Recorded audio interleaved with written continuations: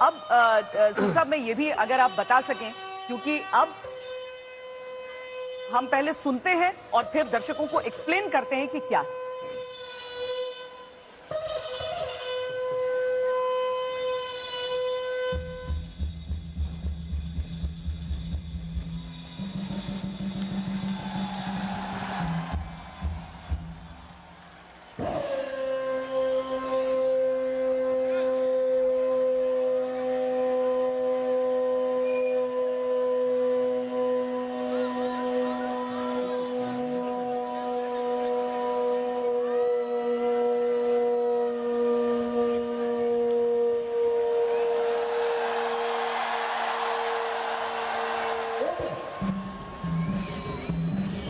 इसको मैं कहती हूं सांसों की स्पर्धा। पाकिस्तान की तरफ से भी ये आवाज आती है और भारत की तरफ से भी, जो लंबी सांस खींच सकता है अपनी। ये अभी ड्रिल शुरू होने जा रहा है। हाँ। और उसमें जो है कमांड अभी दे रहे हैं, और ये नया शामिल किया गया ये बार, अभी इंडिपेंडेंस डे भी ये नहीं था। हाँ। इस बार जो है, अभी आप बिगल देख रहे थे, ये पहले बार शामिल हुआ है, ये चेंज किया गया है इसमें। नहीं, आपका तो म्यूजिक से जुड़ाव भी रहा है। बिल्कुल, आप तो हमारी बीटिंग रिट्रीट के खास मेहमान रहते हैं सर। तो आज जो एक तो सीमा सुरक्षा बल की धुन हमने सुनी, जिस पर सबसे अधिक उत्साह लोगों का दिखा, और अब जो हम यहाँ पर देख रहे हैं, ये देखिए, ये भी इशारे से यही समझा रहे हैं कि देखो कितना लंबा। एक और जो सीमा सुरक्षा बल की ट्यून थी, वो हमारी सिल्वर जुबली के टाइम में 1990 में बनाई गई थी, और मिस्टर लुइस बैंक उनके म्यूजिक उन्होंने दिया। हमारे एक और बीएसएफ सॉन्ग है, सर ऊंचा सीना ताने हम डटे सीमा पर। ये बात ए.आर. रहमान ने उसका म्यूजिक दिया है, और ये लिरिक्स जो दिए हैं वो आपके बगल में बैठे हुए हैं। नहीं, सिर्फ ये नहीं, आपने फिल्म भी की है, जो ऑक्ट्रॉय पोस्ट जी। तो ये देखिए, जो बीएसएफ के ऐसे भी सैनिक होते हैं, मैं हमेशा कहती हूँ कि वो देश की सुरक्षा तो करते ही हैं, लेकिन कला भी इतनी कूट कूट कर भरी होती है सब में कि वाकई एक से बढ़कर एक। बीएसएफ की एक यूनिट हर तरीके से आत्मनिर्भर होती है। उनमें आपको बहुत अच्छे कलाकार मिल जाएंगे, पेंटर्स मिल जाएंगे, कारपेंटर्स मिल जाएंगे, हर एक का अपना अपना शौक के अनुसार उनको। परेड शुरू होने जा रहे हैं, अब ये अभी नीचे उतरेंगे। तो अभी जो आप वहां पर, दरअसल पहले समतल पूरा एक ही स्तर पर, एक ही तल पर पूरा निर्माण था, उसी पे लोग बैठा करते थे। आगे पीछे थोड़ी सी ऊंचाई जरूर रही कि जो, ताकि लोग देख सकें, पीछे जो बैठा है वो भी देख सके। लेकिन बाद में ये जो पूरा निर्माण हुआ, जिसके साथ सबसे ऊंचा तिरंगा भी एक लगाया गया 120 मीटर का, 120 मीटर जी, जिसमें बताया गया कि कहाँ लाहौर तक देख लें। बिल्कुल लाहौर से दिखाई दे रहा है, और आज जो जोश है, ये जोश भी आज लाहौर तक जाए, सुनाई देता है, जा रहा है। बिल्कुल, तो लाहौर तक आप देखिए, वो नीचे उतरकर वहां से आ रहे हैं, उस ब्यूगल के साथ, उस बिगुल के साथ यहाँ पर शुरुआत हुई है। शुरुआत हो चुका है, और अब इनका परेड देखिए, उनका हाथ और पैर का देखिए, वो किस तरीके से करते हैं, जोश भी देखिए उनके। अब ये हमारे परेड दस्ता जो है वो नीचे उतर करके आ रहे हैं बिगल के बाद।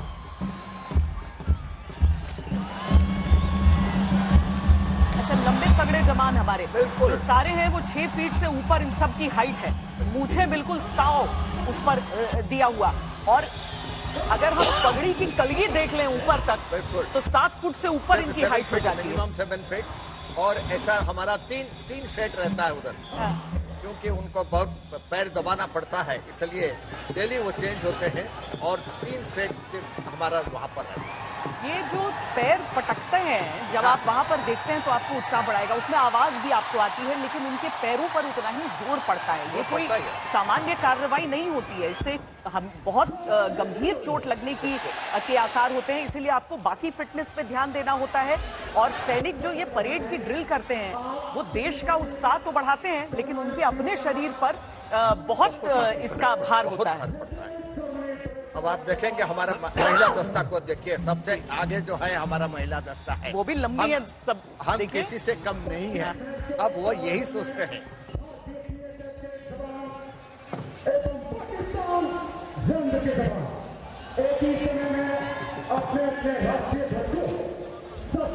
देखिए, जब पाकिस्तान की तरफ से घोषणा हो रही होती है और भारत की तरफ से भी अपनी अनाउंसमेंट चल रही होती है, जो बीएसएफ के अपने सैनिक ही करते हैं, और उस तरफ से रेंजर्स की तरफ से हो रहा होता है।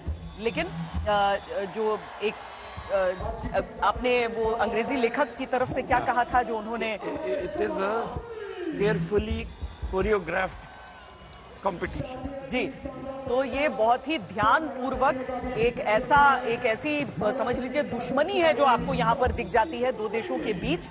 अब इसमें मेरा ख्याल है कि इस भूमिका में महिला सैनिक पहली बार दिख रही हैं। बिल्कुल, ये क्योंकि कमांडोज आती थी, राइफल हैंडलिंग वो कर रहे थे, लेकिन इस मार्चिंग दस्ते में जो आगे आ रहे हैं, अभी आप कमांडो को देखिए, 2 कमांडो दस्ता गई थी। मैं वाकई देखना चाहती हूँ क्या ये भी पैर पटक कर उसी तरीके से करेंगे, उसी तरीके से जाएंगे गेट के पास में। बिल्कुल करेंगे, उसी मुताबिक उनको ट्रेनिंग दिया गया है।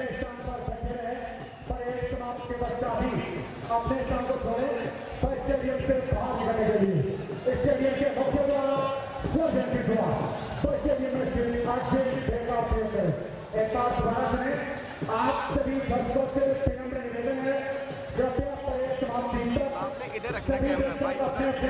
देखिए, जो बीटिंग रिट्रीट की परंपरा होती है, वो जो उसे अगर आप समझें तो वही जब युद्ध खत्म होता था तो सूर्यास्त से पहले सभी सैनिकों को एक आवाज पर, एक धुन पर बैरक पर वापस जाना था।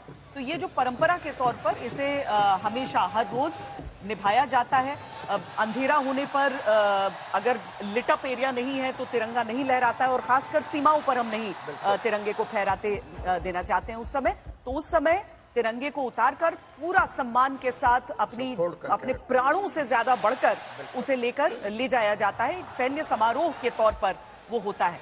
तो अगर हम सेरेमनी, अगर हम समारोह समझें तो समारोह का अर्थ ये है जो कि आप यहाँ पर देख रहे हैं। लेकिन ये समारोह जिस तरीके से परिवर्तित हुआ है साल दर साल, और मुझे लगता है कि युवा पीढ़ियों के लिए या फिर देश में हर उस व्यक्ति के लिए जो राष्ट्रीयता को एक पर्व के तौर पर मनाना चाहता है, उनके लिए बहुत महत्वपूर्ण हो जाता है ये पूरा आयोजन, ये पूरा निर्माण उस हिसाब से बहुत आवश्यक है। और सूद साहब, इसी के साथ मुझे लगता है कि जो बीएसएफ की भूमिका है, जो एक बड़ी भूमिका, एक बृहद भूमिका है, उसकी भी चर्चा कर लेना जरूरी हो जाता है। बीएसएफ का जो एस्टैब्लिश किया गया 1965 में की लड़ाई के बाद, तो उस समय ये विचार था कि एक ऐसा सुरक्षा बल होना चाहिए जो सीमा पर हमेशा तैनात रहे और युद्ध के समय में वो आर्मी की भी मदद कर सके। इस उद्देश्य से सीमा सुरक्षा बल 1965 में किया गया। उससे पहले इनकी सीमाओं की सुरक्षा अलग अलग स्टेट्स के पुलिस बलों के हाथ में होती थी, पर उनमें कई कमियां थी। इसी वजह से ये हुआ, और कच्छ की युद्ध में और 1965 के युद्ध में देखा गया कि वो स्टेट पुलिस जो थे वो इस काबिल नहीं थे कि दुश्मन के छोटे छोटे हमलों को भी अभी आपने उनका मार्चिंग देखिए, उनका ड्रिल देखिए, अपना हाथ कैसे हिला रहे हैं। अभी वो सावधान पोजीशन में जैसे आए थे, आपको देखना चाहिए था उनका पैर कहाँ तक उठा था। अब ये गेट के पास जाएंगे, अपना पोजीशन लेंगे। आप उनका उनका ड्रिल ये देखिए, अपने उनका कद देखिए कैसे जाते हैं और कैसे अपना जोश, अपना मनोबल को ऊंचा करके पाकिस्तान रेंजर के सामने खड़े होते हैं।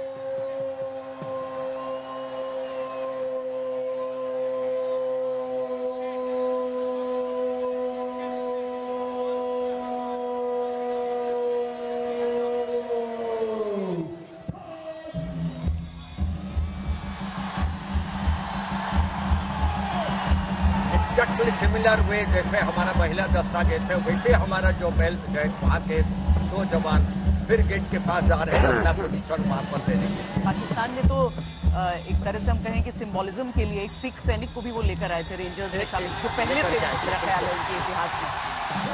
लेकिन वो भी आजकल नजर नहीं आते हैं पाकिस्तान। अब वहाँ पर नहीं है, कहीं और डिप्लॉय हो गए। मैंने कहीं रिपोर्ट देखी थी कि शायद उनको अब छोड़ गए। अच्छा, जो कि पाकिस्तान के लिए सामान्य है। उनके ऊपर प्रेशर पड़ा होगा, वो छोड़ के चले गए।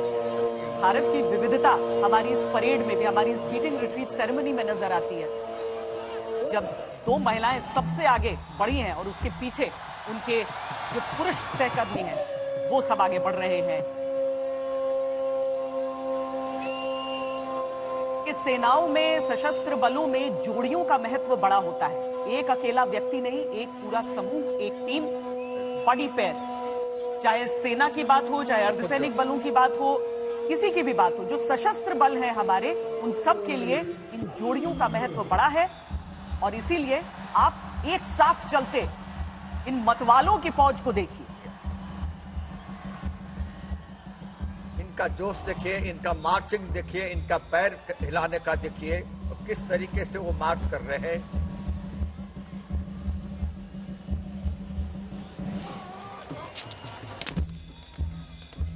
देखिए उनका पैर कहां तक जाता है। अब ये जोश जो है वो पाकिस्तान रेंजर्स को दिखा रहे हैं, पाकिस्तानी लोगों को दिखा के हम तुमसे बढ़ करके हैं।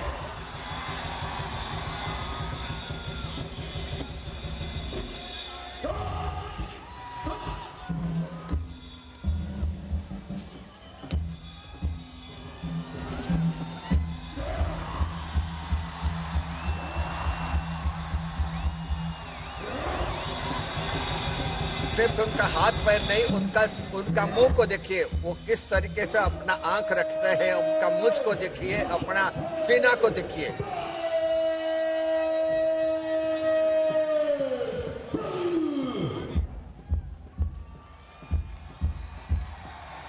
इस गेट को अगर आप देखेंगे तो भारत की तरफ और फिर पाकिस्तान की तरफ, और बीच का वो हिस्सा जो नो मैन्स लैंड कहा जा सकता है।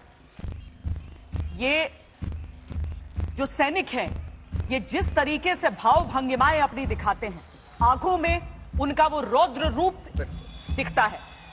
अपनी बाजुओं को फड़काते हुए वो दिखाते हैं, देखो हमारी शक्ति। और मूंछ जो कि प्रतीक है न केवल उनके सम्मान का, बल्कि देश की आन का।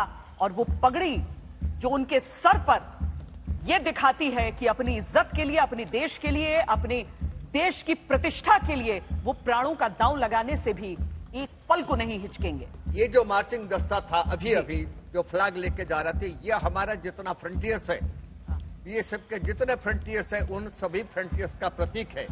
सबका फ्लैग से इकट्ठे होकर के ये मार्चिंग दस्ता बनाया गया है, जो कि नया एडिशन हुआ है। हर फ्रंटियर की अपनी अलग पहचान, अलग निशान, और उस निशान के साथ ये सैनिक मार्च करते हुए आगे आते हैं।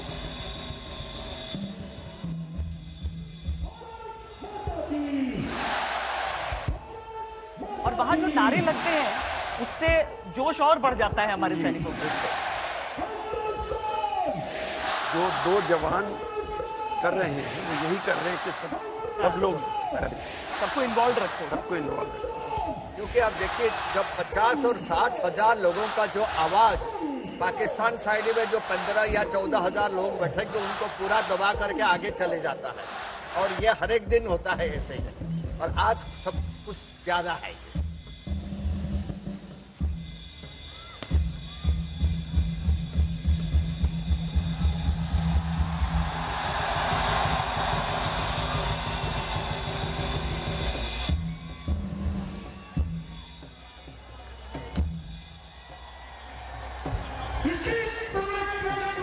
अनुमति ले, परेड शुरू कर दी। जो सर्वोच्च अधिकारी जो वहां पर मौजूद हैं, उनसे अनुमति लेते हैं। और ये भी एक परंपरा है, प्रोटोकॉल है जिसका निर्वहन होता है। अनुमति लेने के बाद कार्रवाई आगे यहां पर बढ़ाई जाती है।